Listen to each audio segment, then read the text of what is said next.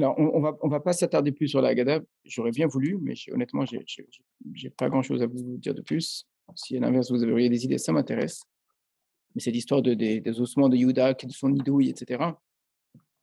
Heu, voilà, c'est évident que la Haggadah cherche à nous montrer comment celui qui fait le bien se retrouve lui-même, torturé par cela, finalement.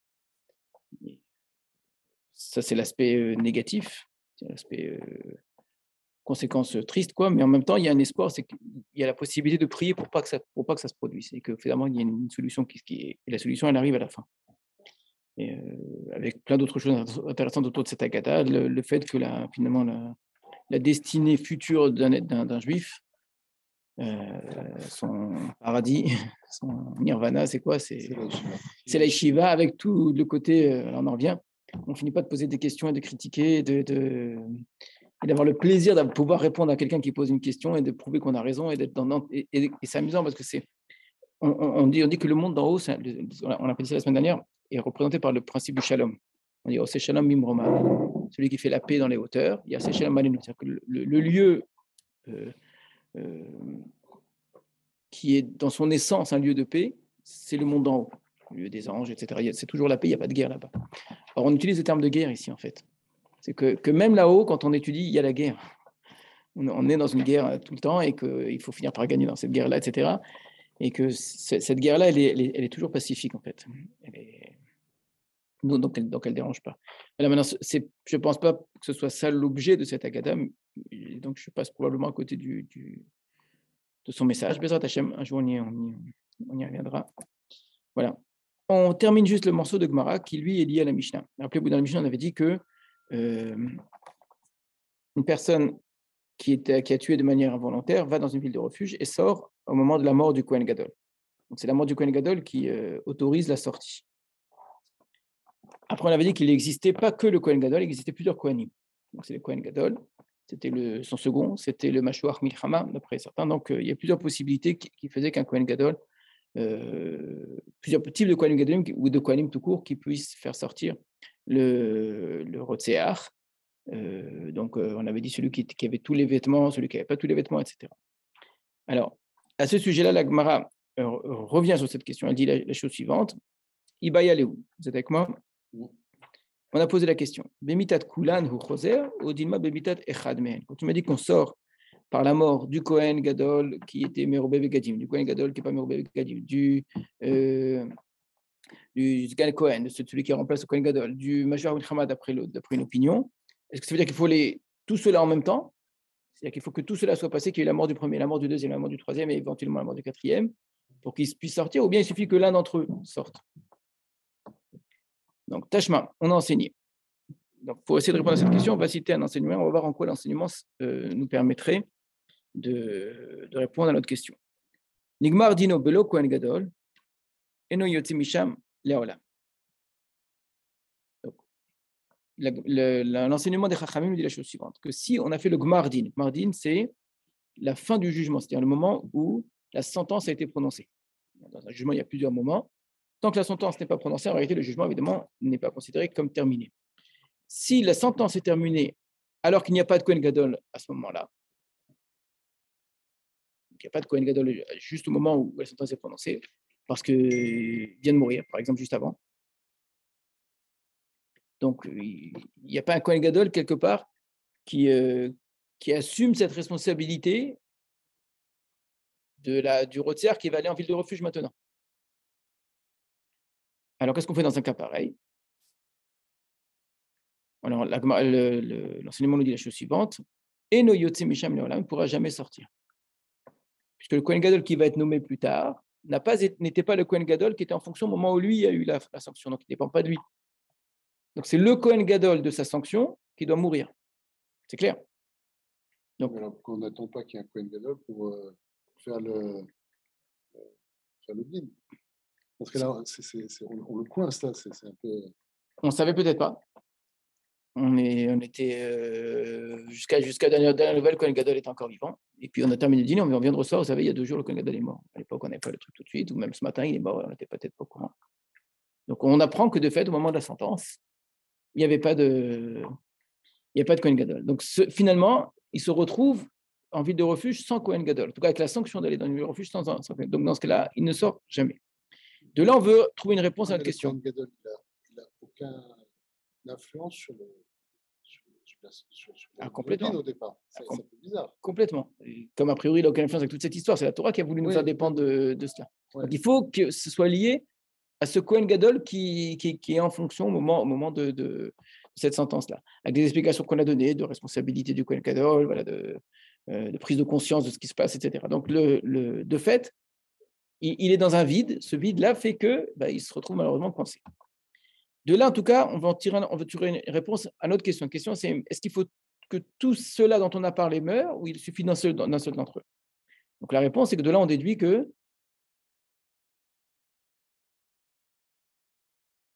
Ça veut dire que c'est tous. Ça veut dire que c'est tous, exactement. Ouais. Ça voudrait dire qu'il faudrait tous, parce que, c'est ce que va dire la Gemara. Donc, ve'imita. Or, si d'après toi, c'est possible qu'il suffit d'un seul d'entre eux, lihader, bedeanar, il a qu'à sortir à la mort des autres. Donc, le Kohen Gadol, lui, n'est plus en fonction, mais il y a un Sgan Kohen, il y a quelqu'un d'autre ici qui peut jouer ce rôle-là. Donc, a priori, tu vois bien que si on ne te dit pas, si le premier n'est pas là, je tiens compte du deuxième, ça prouve que qu'on ne peut pas tirer un enseignement de là. On peut pas excusez-moi, je m'exprime mal, on a besoin qu'il y ait tous ces kohanim l'un après l'autre qui meurent. La Gemara n'est pas d'accord. Réponse en un seul mot, bédélika. Bédélika, dans le cas où il n'y a pas. C'est-à-dire, l'enseignement qu'on a cité parle d'un cas où pas qu'un Kohen Gadol n'est pas vivant, il n'y en a aucun. C'est de ce cas-là qu'on parle en vérité. Donc, tu ne peux pas rien déduire. Donc, tu peux très bien considérer que l'enseignement ne précise pas, il n'y a pas de Kohen Gadol, donc ça n'a pas sur quoi tenir réponse. Oui, parce que justement, il n'y a aucun Kohen Gadol et ni aucun remplaçant de Kohen Gadol. Donc, il y a eu un moment, malheureusement, on s'est retrouvé dans une sorte d'absence. D'accord ? Et donc, ça rend le cas effectivement extrêmement rare. Hein. Il n'y a personne du tout qui soit en fonction à ce moment-là. Mais c'est des choses qui sont possibles. D'accord ? Situation tout à fait extrême, une grande crise, une maladie, je ne sais pas quoi, et que l'espace de quelques heures, hein, on est dans une vacance totale de la Kéounak de là, et donc à partir de là, celui-là se retrouverait coincé. Donc, on ne peut pas tirer d'enseignement. Qu'est-ce qu'on fait dans un cas pareil? La Gemara propose deux explications possibles au même enseignement, et en fonction de cela, ça change tout, ça changerait tout à la en vérité. La plupart des Mepharchim considèrent que puisque la Gemara termine sur le B délicat, c'est-à-dire qu'on maintient cette opinion-là comme étant valable. Donc en vérité, les deux sont logiques dans le texte. On peut très bien accepter l'une ou l'autre, mais généralement, les Rishonim considèrent que c'est la dernière explication qui va être acceptée, c'est-à-dire qu'il suffit d'un seul pour qu'il soit libéré. Il n'y a pas toujours un sgan. Normalement, oui. C'est à ça qui sert d'ailleurs. Donc, il y a toujours un sgan. Mais malheureusement, ça peut arriver. Tout est possible. Ils étaient ensemble dans une voiture et la voiture a fait un accident. Quand il n'y en a pas, donc il n'y en a pas. Donc ça peut arriver des situations. Ce serait juste le sgan. En vérité, oui, parce que le Merubeb Gadim, etc., on a vu que c'était un peu compliqué. Donc en vérité, c'est le sgan. Le sgan, il sert à ça. Et j'imagine qu'ils attention de pas justement d'éviter à ce que les deux soient au même endroit au même moment pour éviter que justement on se retrouve. Mais ça peut arriver. Voilà. Donc tout simplement, on a fini ce sujet-là complètement. On a appris qu'on sort avec la mort du Kohen Gadol ou un de ses remplaçants ou de ses représentants. Et puis avec ça, c'est réglé. Très bien. Vas-y. Oui, je suis d'accord. A priori, le langage de la Mishnah, je crois que tu parlais de l'Aïmra, le langage de la Mishnah, effectivement, sent plutôt l'un ou l'autre. Mishnah suivante, c'est la suite indirecte. Mishenigmar dino met Kohen Gadol, Rezé et Nogolé. Donc, ce n'est pas notre cas, nous, c'est un nouveau cas, justement, ce n'est pas celui qu'on vient de citer, mais la Mishnah nous dit si c'est après la sentence qu'il est mort, donc, il apprend la sentence qu'il doit aller dans une île de refuge, et une heure après, il apprend que le Kohen Gadol est mort. Alors, dans ce cas-là, voilà, il n'a même pas besoin d'aller en galoute. C'est super. Donc, ça peut très bien arriver que le Kohen Gadol est mort vraiment juste après la sentence. Si c'est avant la sentence que le Kohen Gadol est mort, ou Manu Acher Tartav, et qu'on a nommé un autre à sa place, ou Leachar Miken Nigmar Dino, et qu'après cela, la sentence a été prise, Choser Bemitato Shel Sheni. il va revenir de la ville de refuge par la mort du deuxième, c'est évident. Maintenant, le deuxième a remplacé le premier, il a eu le temps d'être nommé, donc à partir de là, ça va dépendre de lui. C'est évident, maintenant qu'on l'a expliqué, mais ça veut dire qu'on se rend bien compte que ce n'est pas lié, on aurait pu tout à fait voir les choses complètement différemment et dire c'est au moment du meurtre, en vérité, enfin, pas du meurtre, mais de l'homicide que c'est important. C'est quel était le Kohen Gadol au moment de la mort. Or, ce n'est pas de ça qu'on fait dépendre. On ne fait pas dépendre du moment de la mort, on fait dépendre du moment de la sentence, ce qui ne correspond pas tout à fait aux explications qu'on a données, quelles qu'elles soient. Que c'est le moment de la sentence qui fait, qui rattache le Kohen Gadol à la personne. Donc, même si c'est un tout nouveau, qui n'était pas Kohen Gadol au moment où l'autre avait tué, ça ne change rien. C'est au moment de la sentence que ça se joue. Ve'orek Kohen Gadol maintenant. Et celui qui tuerait un Kohen Gadol, sans faire exprès encore une fois. Et Kohen Gadol chez Harag, ou un Kohen Gadol qui aurait tué, et no yotze misham le'olam, parce que là, il ne sort jamais de la ville de refuge. On va y revenir. Ve'eno yotze. Non, on va s'arrêter plus de là, parce qu'après, c'est encore un autre enseignement. Donc, on reprend. On a dit, le cas où il ne va pas en galoute du tout, c'est le cas où le Kohen Gadol est mort juste après. Le cas où il va en galoute, malgré la mort du Kohen Gadol, c'est si le Kohen Gadol est mort et qu'on a eu le temps d'en prendre un autre avant la sentence, très bien.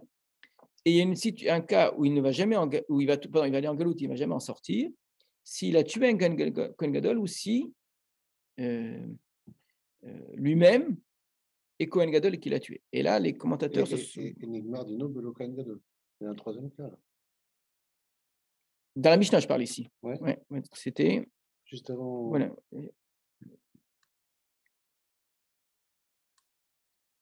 Nigmardin Belo Kohen Gadol, oui, voilà. Si le Nigmardin est terminé sans le Kohen Gadol, exact. Celui qui tue le Kohen Gadol et le Kohen Gadol qui a tué. Donc, Nigmardin Belo Kohen Gadol, c'est celui qu'on a vu, qu'on avait déjà vu avant. C'est que, puisqu'à ce moment-là, il n'y a pas de Kohen Gadol, donc il sortira jamais de la ville de refuge. Et puis après, il y a les deux autres cas. Les Rishonim sont beaucoup cassés la tête pour essayer de comprendre. On va parler du Sgan dans ce cas-là. Il y a toujours un Sgan. Et pourtant, il y aurait bien un Segan, etc., qui pourrait le remplacer. D'accord. Donc, on est bien en train de dire que dans le premier cas, Nigmardino Ben Kohen Gadol, on a expliqué, c'est qu'il n'y a personne, ni le Kohen Gadol, ni le Segan. Maintenant, si lui-même a tué un Kohen Gadol, ou si le Kohen Gadol a tué, pourquoi est-ce qu'il ne devrait pas sortir? Normalement, c'est typiquement le genre de question que la Gemara devrait poser. D'où tu tires ça? Qu'est-ce qui fait que. Or, c'est très étonnant, la Gemara ne pose pas la question. Donc, on n'a pas d'explication de la Gemara sur ce morceau de Mishnah, ce qui est rare. Hein, qu'est-ce qui fait qu'un Kohen Gadol qui a tué ou quelqu'un qui aurait tué un Kohen Gadol, il ne sort pas de la ville de refuge? Qu'est-ce que ça change? La Torah, on aurait voulu, je ne sais pas, une dracha dans un pasouk ou quelque chose, etc. Alors ça, certains vont dire de manière très pratique en disant que ces cas-là sont des cas où en général, il n'y a pas d'autres Kohen. C'est-à-dire que s'il a tué un Kohen Gadol, donc on se retrouve dans une vacance, il n'y a pas de Kohen Gadol à ce moment-là, au moment de la sentence, ce qui n'est pas vrai. Ce qui n'est pas du tout pas obligatoire, puisqu'entre le moment où lui a tué et le moment de la sentence, il s'est passé plusieurs jours au moins. Donc on a très bien pu nommer un autre Kohen Gadol entre-temps. Et il y a bien le Sgan, exactement.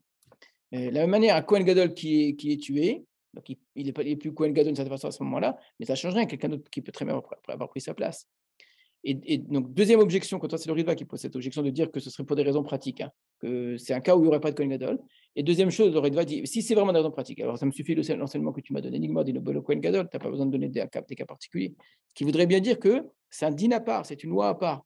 Que même s'il y a un Kohen Gadol finalement, quelqu'un qui tue un Kohen Gadol qui aurait tué, ne sort jamais de la ville de refuge.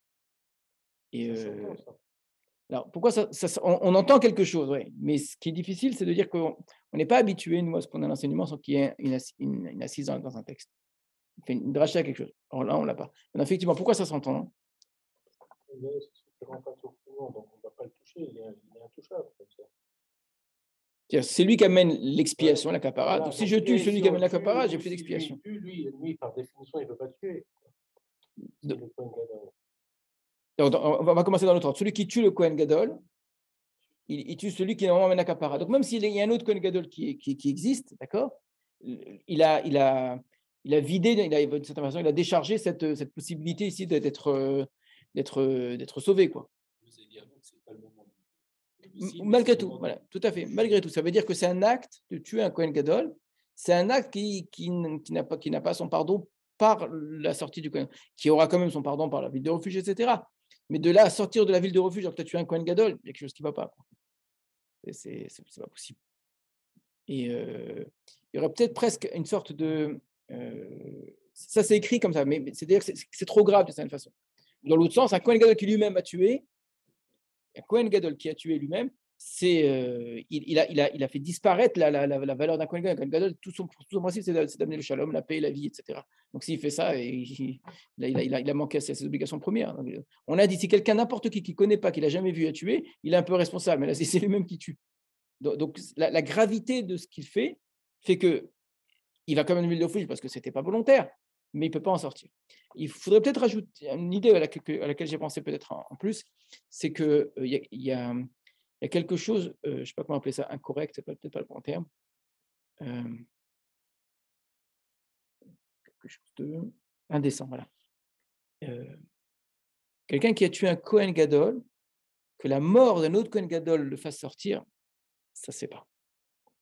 Alors, vous devriez me répondre, oui, mais ça fonctionne comme ça d'habitude. Il y a quelqu'un qui a tué un homme, c'est la mort d'un autre homme qui le fait sortir. On avait expliqué ça.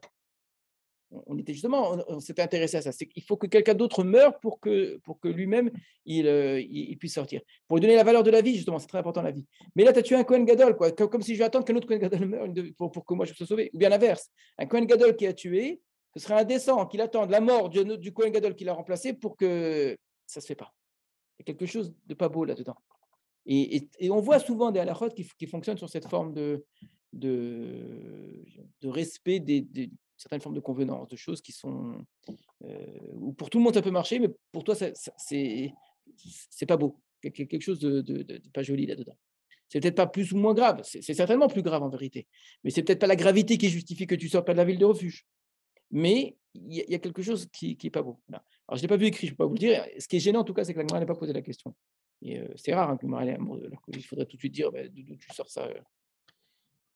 Voilà, c'est sur ce point-là. On avance dans la Mishnah. La Mishnah va maintenant passer à un autre problème lié aux villes de refuge. Et il ne sort de la ville de Il y a quand refuge. même un cas qui est Oui, Michening Mardino, Maître Kohen Gadol. Donc, quand il a été Nigmar Dino, il avait un Kohen Gadol. D'accord. voilà. Et après, le cas suivant, c'est l'inverse. Arézé et Belé. Arézé et no Belé. Kim Hachelo Nigmar Dino, Maître Kohen Gadol, ou Manu Acher Tartav. Donc, quand il y a eu le Nigmar Din, il y avait un autre déjà. Mais on peut aussi envisager le cas où le Gmardin a eu pendant la période entre les deux. Entre la mort du premier et qu'on ait nommé le deuxième. Oui, dans ce cas-là, il n'y a pas de. Donc c'est le cas où il n'y a pas. Si, c'est le cas où il n'y a pas. C'est Nigmadino sans Kohen Gadol. Si. Et pourquoi est-ce qu'on ne dirait pas que celui-là, il sortira. C'est le Sgan qui a pris la. Parce que le Sgan n'est pas en fonction. Le but du Sgan, c'est justement d'être là au moment. Ah non, j'ai très mal répondu, excusez-moi. Non, s'il y a un Sgan en fonction, on a déjà posé la question, d'après la deuxième opinion, alors il pourrait sortir en vérité. Il faudrait dire qu'il n'y a aucun qui est en fonction. C'est ça, comme voilà, c'est l'enseignement qu'on a cité avant. C'est qu'il n'y avait personne d'autre. Voilà, c'est qu'il y a vraiment personne, c'est une très bonne remarque. Donc, il n'y a personne qui est en fonction à ce moment-là pour supporter un petit peu cette sentence-là.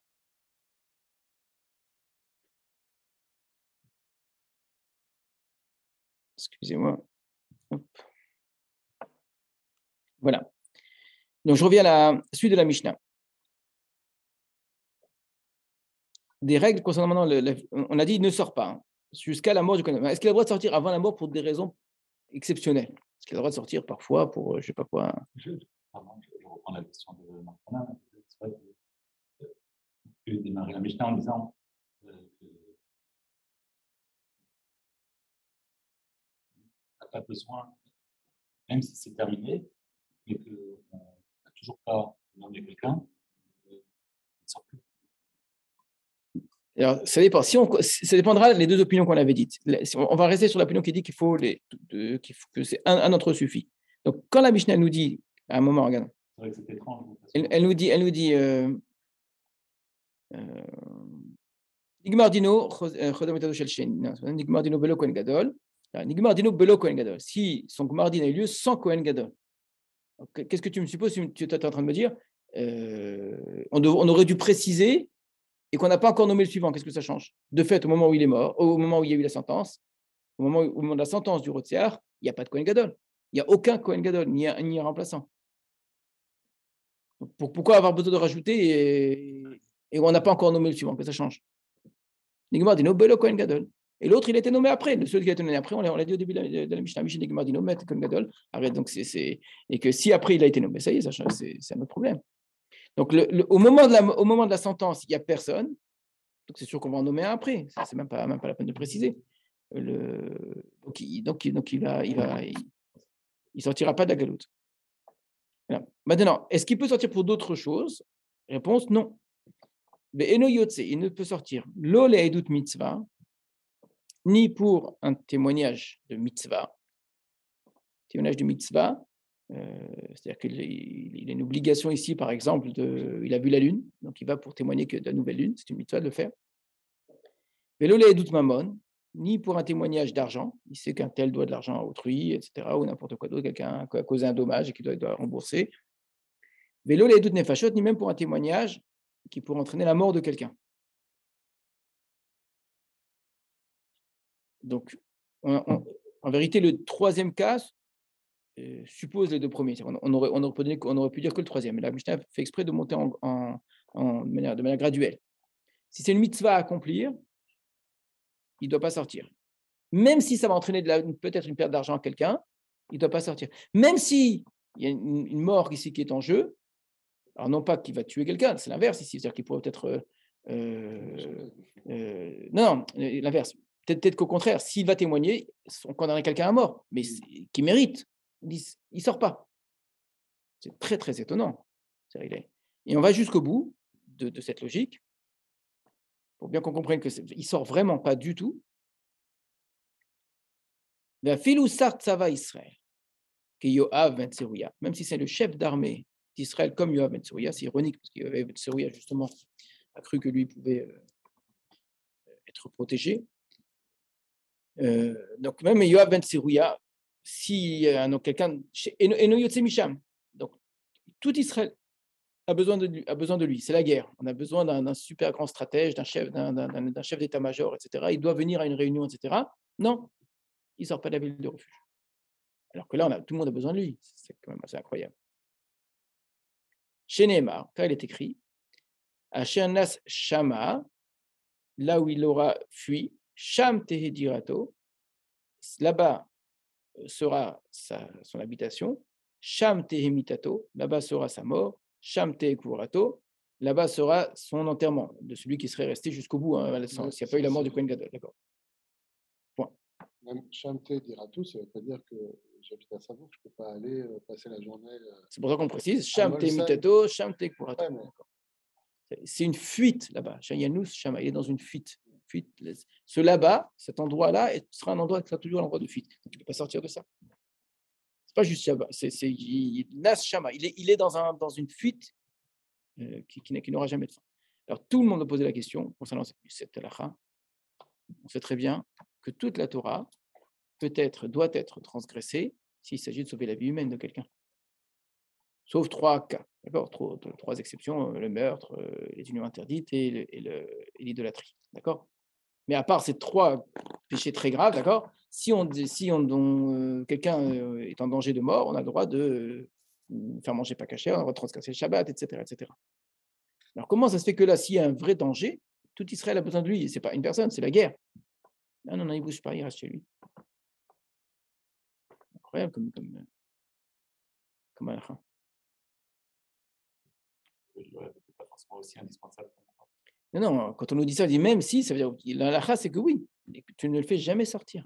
Tu diras pas, oui, il est dans sa ville de refuge, mais en vérité, si vraiment il y a un vrai besoin, évidemment, ça fait que Pikuach Nefesh, il y a un risque de danger de mort, on a besoin de lui, il faut qu'il vienne, quoi.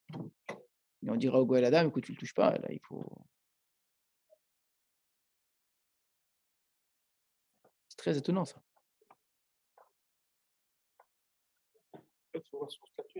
On n'a pas dit qu'il n'est pas sous de la étude. Non, il n'est pas passé, il n'a pas le droit de sortir. Non, ça veut dire que si le tribunal se déplace sur place, par exemple, il pourrait témoigner. Si on va faire la réunion de chef d'état-major sur place, il pourra participer. Mais juste, il n'a pas le droit de sortir. Juste, c'est beaucoup. Il n'a pas le droit de sortir, mais s'il sort, il peut être. Alors, très bien, on ne dit pas comme ça. On ne dit pas c'est assez risqué et péril et que le Goël Adam a le droit de tuer. Donc on nous dit il n'a pas le droit de sortir. Il a une obligation de rester dans sa ville de refuge. Donc c'est vrai que comment est-ce qu'on peut voir ça? Supposons qu'il ne respecte pas cette Mishnah. Il y a un vrai danger et il décide, lui, d'y aller. Il dit, moi, donc, il se met en danger de mort, en vérité. Mais ça, c'est son choix. Comment est-ce qu'on va considérer, d'après la pratique habituelle, ce que fait le Goël Adam? Le Goël Adam, c'est voilà, il y a quelqu'un dont on a besoin de lui, dont tout le monde a besoin de lui, mais moi, on verra plus tard, j'ai une possibilité ou j'ai un devoir de tuer. D'accord?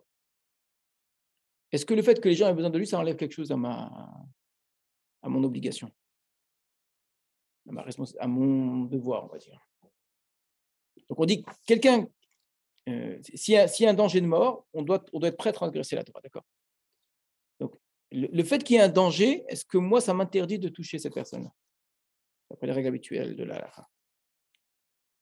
Ça devrait, parce que sinon je mets en danger les autres. De manière indirecte. Voilà. C'est pas sûr que c'est pas parce que on sait pas, peut-être qu'ils vont pas, c'est pas sûr que c'est lui qui va. Il y a une mitzvah à accomplir, d'accord? Est-ce qu'il y a une interdiction de tuer cet homme-là sous prétexte qu'il allait faire une mitzvah? Non, la mitzvah ne va pas être faite, d'accord? Mais ça, c'est sa mitzvah à lui. Moi, ça me change rien. Il y a un problème de maman, quelqu'un risque de perdre de l'argent. Moi, j'ai un devoir de tuer cet homme-là. Qu'il y ait une perte d'argent ensuite, c'est pas mes affaires, c'est des dommages indirects. Donc, d'un point de vue purement halachique, c'est sûr qu'on va dire, mais attends, mais t'es fou, ouais, tu es en train de tuer le chef d'état-major à un moment de. Est-ce qu'on peut considérer qu'il est responsable des causes possibles de ce que ça va entraîner? Et en tout cas, est-ce que ça doit changer quelque chose disons, à son rapport propre au Rotziar, à celui qui a tué?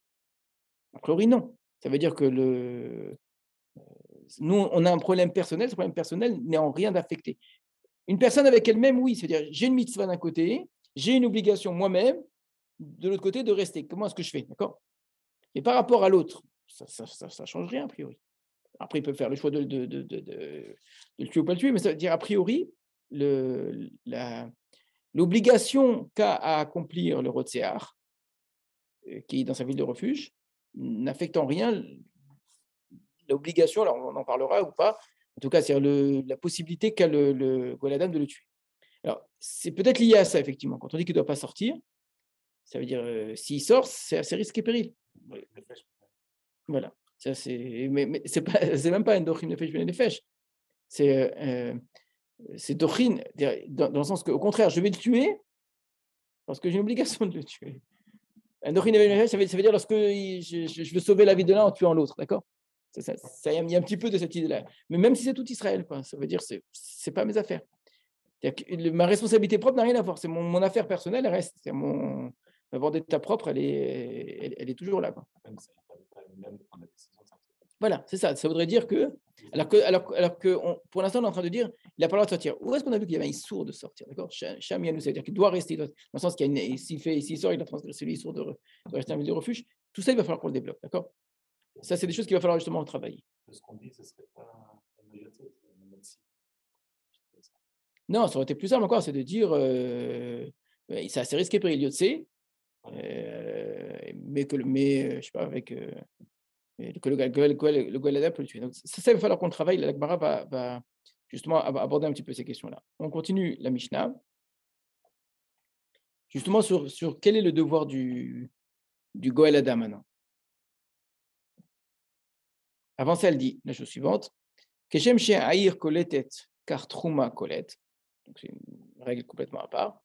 De la manière que la ville colette, reçoit, peut accepter le Goël Adam et le protéger, c'est également vrai pour le troum de la ville.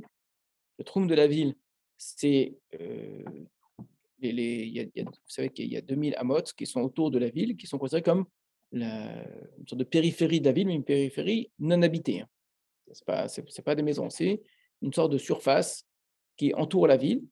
Cette surface est considérée comme un élément de la ville en vérité, que ce soit en dehors des murailles, en dehors des dernières habitations. Ça fait partie de la ville et Shabbat, par exemple, on peut sortir de la ville jusqu'au trône. Et après, on peut plus marcher. Parce qu'il faut qu'on reste dans l'endroit de notre habitation. Eh bien, de la même manière pour le Goël Adam, ce trône fait partie de la ville. Et donc, ce trône est Colette le Goël Adam, c'est-à-dire le Goël Adam peut aller se promener dans le Troum. Pas le Goël Adam, excusez-moi, le Rotzer peut aller se promener dans le Troum, il est protégé quand même. Ensuite, Rotzer chez Yatsa, Chutz la Troum. On a un Rotzer qui est sorti. On ne dit pas il a transgressé, on dit Umetsao Goël Adam, que le Goël Adam l'a rencontré. Alors, qu'en est-il? Rabbi Yossi Agelili Omer, mitzvah biyad Goël Adam, vereshut biyad Kol Adam. Très étonnante l'opinion de Rabbi Yossi. Rabbi Yossi dit c'est une mitzvah, c'est une obligation pour le Goël Adam de le tuer. Donc, si quelqu'un est de la famille qui ne le tue pas, il n'a pas accompli une mitzvah.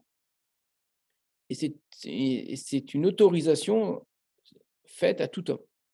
C'est-à-dire que cet homme-là devrait mourir en fait. Celui qui a l'obligation de le tuer, c'est la famille de celui qui est mort. Et le reste du peuple d'Israël, d'une certaine façon, c'est une grande famille. Et donc on est tous parents. Donc on a tous un petit peu cette obligation. Pas une obligation vraiment au sens j'ai le devoir de le faire. Mais si je le veux, je peux. Je pourrais tuer cette personne-là. Donc il est vraiment très en danger. Rabbi Akiva dit Reshut biyad Goël Adam. Le Goël Adam n'a que l'autorisation de le faire. Un Goël Adam peut très bien ne pas le faire. Il ne transgresse aucune mitzvah. Et Chol Adam chayevin aleim. Par contre, tout homme qui le tuerait serait coupable de meurtre. Donc, au contraire, ça veut dire qu'il n'y a aucune autorisation de le tuer. Ça n'est qu'une autorisation faite aux gens de la famille.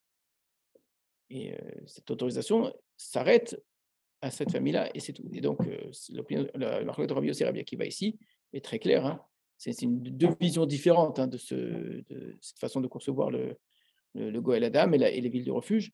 Est-ce que vraiment cet homme mérite la mort obligatoirement? Et donc il faut tout faire pour le mettre à mort, d'accord? Que finalement, il n'y a pas grande différence entre quelqu'un qui tue en faisant exprès ou pas exprès. Hein. La différence, c'est que l'un sera tué par un tribunal, mais proprement, et l'autre sera tué dans la rue par n'importe qui. C'est quand même assez incroyable. Ça, c'est Rabbi Yossé. Et Rabbi Akiva dit pas du tout. La Torah laisse cette possibilité-là. Donc, quand on avait étudié ces psukim, rappelez-vous, on avait vraiment le sentiment d'une obligation de cette façon. Et que la Torah semble vraiment plutôt aller dans le sens que c'est quelque chose ici qui s'impose aux gens de la famille. Elle ne dit pas que c'est une mitzvah au sens habituel du terme, mais elle présente la situation comme une sorte d'évidence, quoi. C'est sûr qu'il va le tuer. Voilà, ça c'est pour la Mishnah. Donc, on a vu plusieurs choses dans cette Mishnah. On a vu la fin de ce qui touchait à la question du Kohen Gadol. Dans quel cas on sort, dans quel cas on ne sort pas avec le Kohen Gadol. Ensuite, l'interdiction faite à celui qui est dans la ville de refuge de sortir dans n'importe quelle situation, c'est quand même incroyable. L'élargissement de la ville de refuge au Troum. Et enfin, la marloquette à savoir, est-ce que c'est une obligation ou pas de le tuer? Est-ce que d'autres personnes ont le droit de le tuer ou pas? Entre Rabbi Yossé et Rabbi Akiva.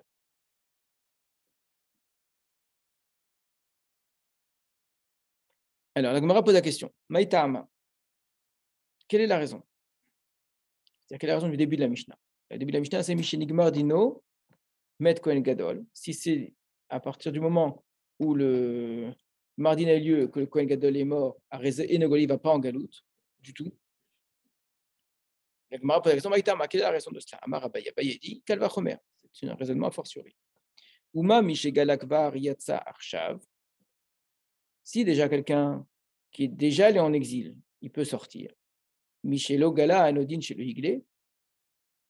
Donc celui qui n'est même pas allé en exil, n'est-ce pas plus forte raison qu'il n'a pas besoin d'y aller. Alors, comment fonctionne le Kalva Chomer ici?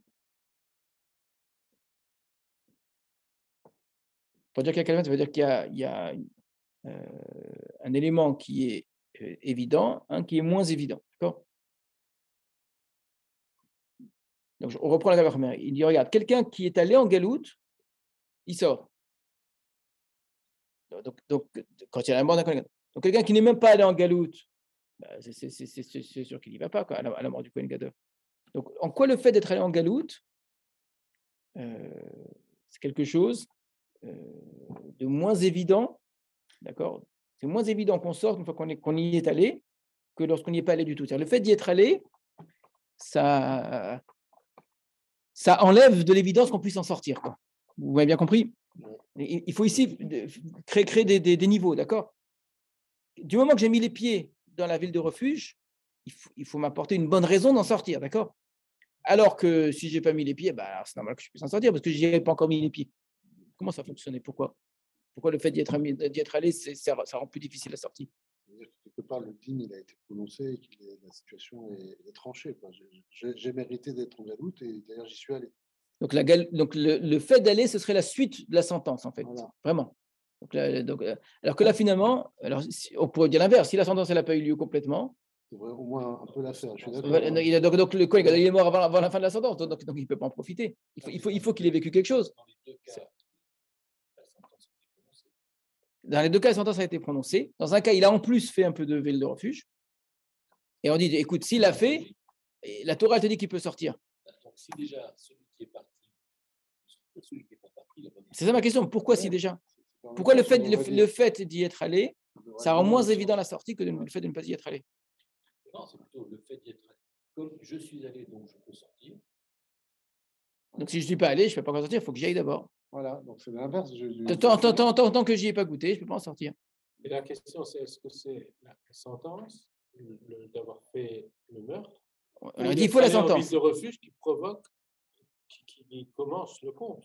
Alors, Quand est-ce qu'on commence? Par rapport au Kohen Gadol, par rapport à la question du Kohen Gadol, c'est la sentence, on a dit. Voilà, donc c'est pour ça. Comme on a dit que c'est la sentence, donc voilà, donc il y a eu la sentence, il y a eu la sentence. Il était en chemin, il était en chemin. Non, mais la question c'est d'où je sais ça. Ça c'est la lacha. La Gemara dit mais d'où tu le sais que c'est la sentence qui est du moment qu'il y a la sentence c'est bon. Peut-être qu'il faut aller d'abord en ville de refuge. Réponse mais non, Kalva Chomer.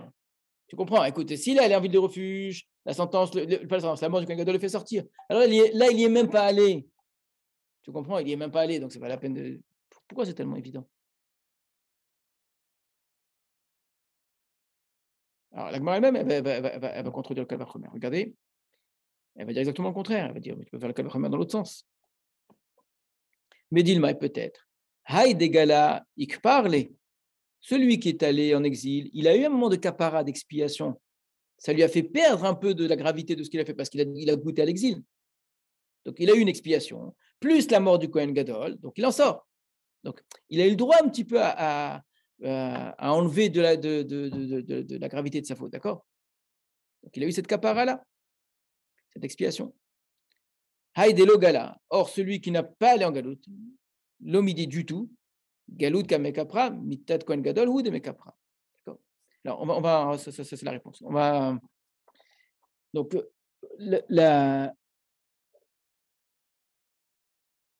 la question est très simple, c'est-à-dire que la Gemara semble présenter ici un Kal Vachomer et on oppose très facilement le Kal Vachomer en disant c'est exactement le contraire. Ce qui est le plus évident, d'accord, c'est pas du tout ce que tu penses.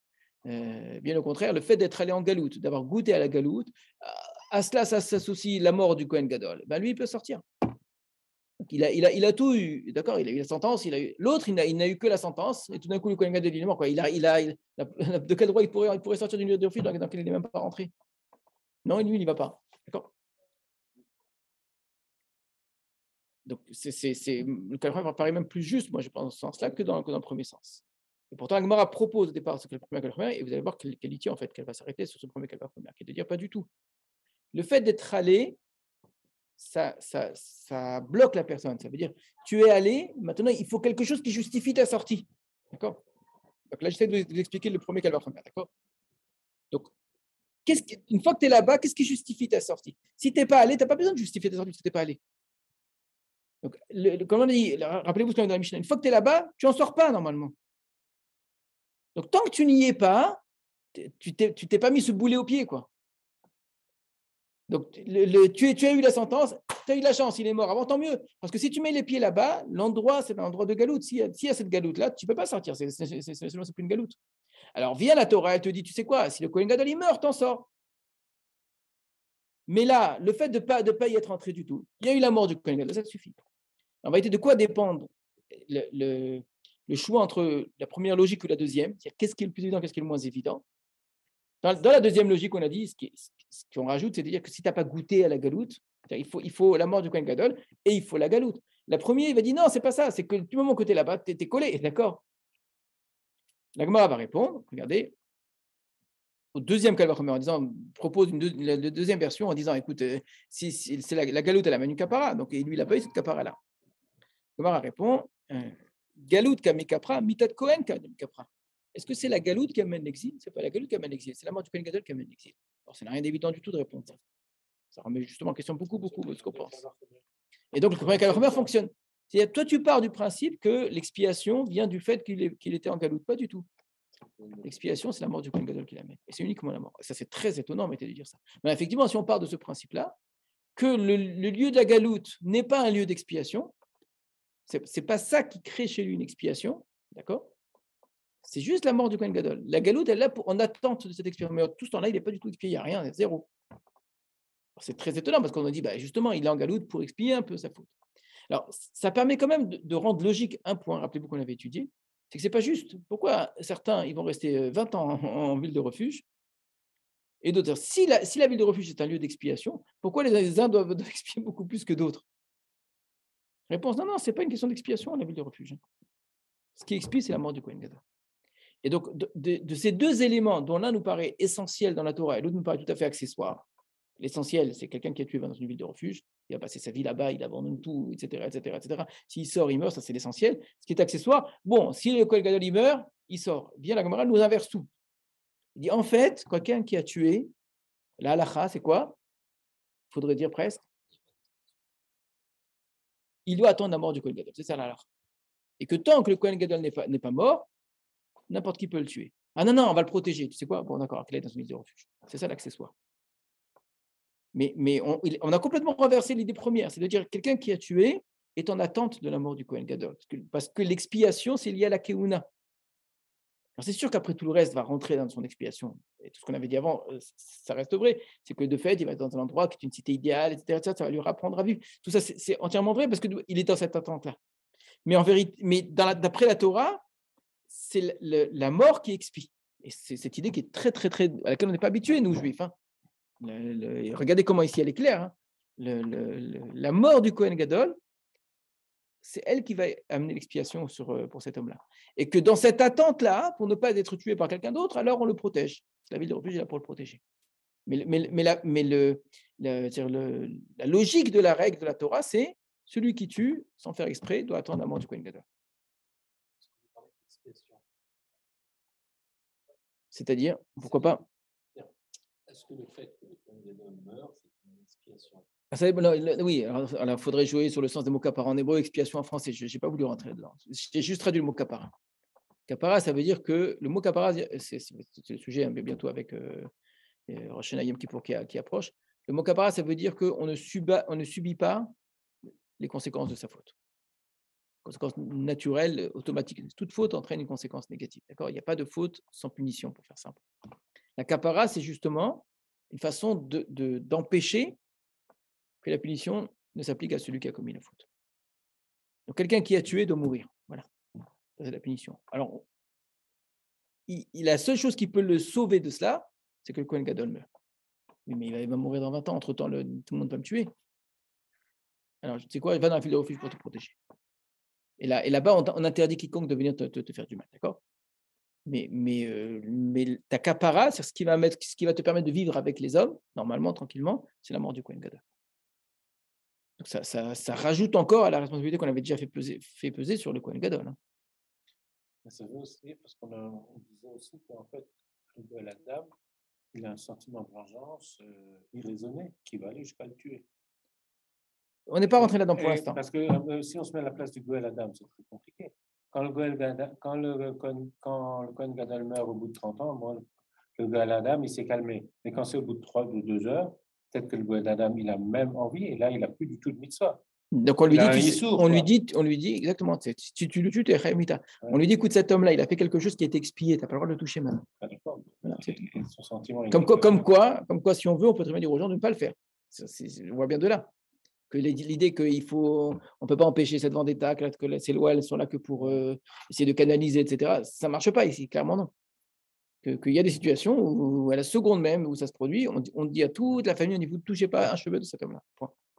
Ce qui est étonnant, c'est pourquoi le Mara utilise un raisonnement de Kalbar. On pourrait dire, voilà, c'est le clal, le principe, c'est qu'on attend la mort du Kohen Gadol. Je ne vois pas pourquoi on va chercher un raisonnement de Kalbar. Non, pourquoi? Parce que normalement, ce qui est écrit dans la Torah est dans un cas particulier. Maintenant, je veux un cas qui n'est a priori pas écrit directement dans la Torah.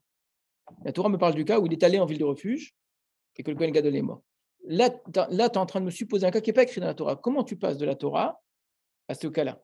Alors, soit par une dracha, c'est-à-dire qu'il y a un mot dans le texte qui va prendre ça, d'accord? Soit par un Kal Vachomer. Mais tu ne peux pas comme ça dire, mais la loi de la Torah, c'est que quelqu'un qui est dans une ville de refuge sort.